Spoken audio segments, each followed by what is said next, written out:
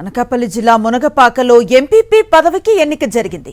గత MPP Jayamma party మారటంతో ఆమెపై అవిశ్వాస తీర్మానాన్ని పెట్టారు ఎంపీటీసీ సభ్యులు.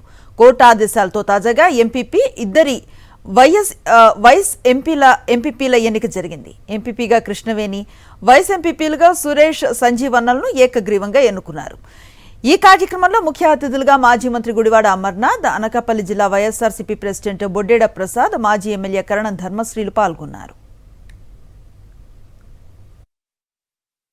కేవలం రాజకీయ కక్షతో రాజకీయమైనటువంటి వాళ్ళు మేరు పైచే సాధించడం కోసం ప్రభుత్వం వాటిల్లి ఇది తాత్సవం చేస్తుంది, ఎన్నికలు వాయిదాలు వేస్తుందని చెప్పి కోర్టే నిర్దేశించి ఈరోజు అనగా ఏప్రిల్ 30వ తారీఖున వెంటనే తక్షణమే ఎన్నికలు నిర్వహించాలని, పరిపాలన స్తంభించడానికి వీల్లేదు, ప్రజాస్వామ్యబద్ధంగా ప్రజలకి సౌకర్యం కల్పించవలసిన బాధ్యత ఉంది అని చెప్పి వెంటనే ఈరోజు కోర్టు ఆదేశించిన ప్రకారంగా ఎంపీపీని వైస్ ఎంపీపీని ఎన్నుకోవడం జరిగింది.